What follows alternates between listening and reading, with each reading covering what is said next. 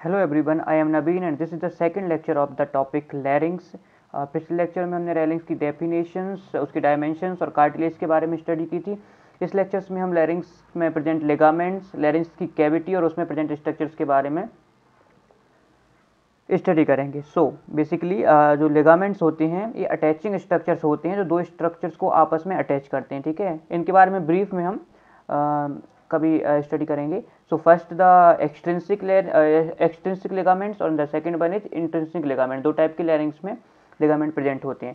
First ligament जो extrinsic है उनमें तीन टाइप के हमारे पास में लिगामेंट प्रेजेंट है। Thyrohyoid ligament, cricothyroid ligament and cricotracheal ligament. ठीक है, नाम से ही क्लियर है। थायरोहायोइड मतलब जो थायरॉइड और हायोइड को आपस में जोड़ेगा। क्रिकोथायरॉइड मतलब जो क्रिकोइड कार्टिलेज और थायरॉइड कार्टिलेज को आपस में जोड़ेगा। कार्टिलेज हम पिछले लेक्चर में क्लियर कर चुके हैं।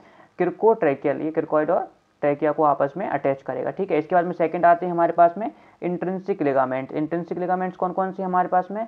Quadrangular membrane. ठीक है, इसका प्रोनाउंसिएशन क्या है? Quadrangular membrane. ठीक है, ये क्या करती है हमारे पास में? एरिटिनॉइड और एपिग्लोटिस को आपस में, एरिटिनॉइड और एपिग्लोटिस जो हमारी कार्टिलेज हैं उनको आपस में अटैच करती है। ठीक है, एक दूसरे से जोड़ती है। और ये क्या करती है? वेस्टिबुलर फोल्ड्स या जो वेस्टिबुलर फोल्ड्स का फॉर्मेशन करती है। ठीक है, जिन्हें हम फुल्स वोकल कॉर्ड भी बोला जाता है। ठीक है, अब बात आता है हमारे पास में सेकंड आता है हमारा कॉनस इलास्टिकस। कॉनस इलास्टिकस का क्या काम है?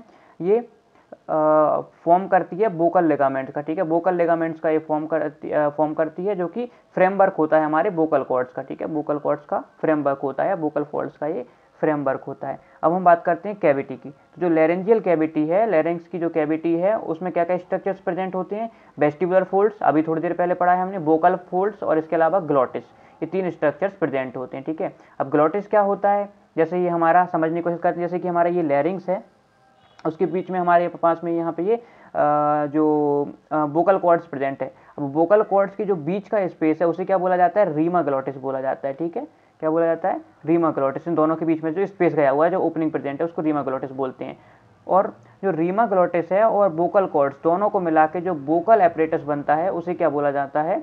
ग्लोटिस बोला जाता है। ठीक है, तो बेसिकली हम बोल सकते हैं कि ग्लोटिस ओपनिंग है लैरिंग्स की। ठीक है, इस तरीके से हम इसको बोल सकते हैं। अब कैविटी ऑफ लैरिंग्स में हम आते हैं कि जो वेस्टिबुलर फोल्ड्स प्रेजेंट है हमारे और वोकल फोल्ड्स प्रेजेंट हैं, these vestibular folds and vocal folds divide the cavity of लैरिंग्स into 3 compartment. लैरिंग्स की जो कैविटी है उसे 3 कंपार्टमेंट में डिवाइड कर देते हैं। फर्स्ट कंपार्टमेंट है हमारा सुपीरियर वेस्टिबुलाई, जो कहाँ होता है? वेस्टिबुलर फोल्ड्स के अबव पोजीशन में प्रेजेंट होता है।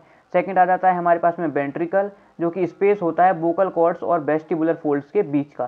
थर्ड आ जाता है सब ग्लोटिक स्पेस, जो कि बीनीथ प्रेजेंट होता है वोकल कॉर्ड्स के। ठीक है, वोकल कॉर्ड्स के बीनीथ में ये प्रेजेंट होता है। ठीक है, अब नेक्स्ट हम बात करते हैं इसमें जो स्ट्रक्चर्स प्रेजेंट है लैरिंग्स की कैविटी में उनके बारे में।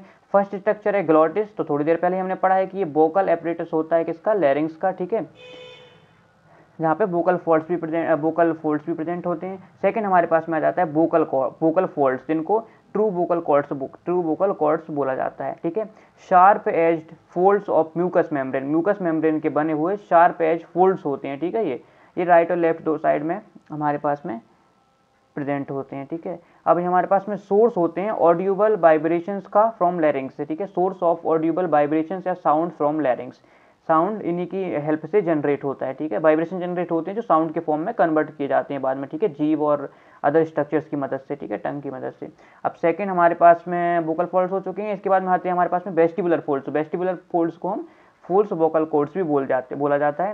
ये प्रोटेक्टिव इन फंक्शन होते हैं। ये no role in sound production, ये फंक्शन में प्रोटेक्टिव होते हैं। ठीक है, इनका साउंड प्रोडक्शन में कोई रोल नहीं होता है। ठीक है, अब इसके बाद में एक चीज़ ध्यान रखने वाली ये है कि जो वेस्टिबुलर फोल्ड्स हैं ये हमारी जो म्यूकस मेम्ब्रेन होती है उसके साथ में टाइटली अटैच्ड होते हैं। इसी वजह से क्या होता है कि जब भी एनाफाइलेटिक शॉक होता है, ठीक है, एनाफाइलेटिक शॉक के बारे में हम फिर कभी फर्दर स्टडी करेंगे, तो इस टाइम पे क्या होता है जो वेस्टिबुलर फोल्ड्स हैं वो स्वेल कर जाते हैं। स्वेल करने की वजह से देखो गले में प्रेजेंट है, गले वाले पोर्शन में प्रेजेंट है, नेक वाले पोर्शन में प्रेजेंट है, तो क्या होने लगता है? हमें सफोकेशन में होने लगता है। ठीक है, सफोकेशन होने लगता है इस वजह से। तो एनाफाइलेटिक शॉक में सफोकेशन का एक रीजन क्या होता है? वेस्टिबुलर फोल्ड्स में स्वेलिंग होना।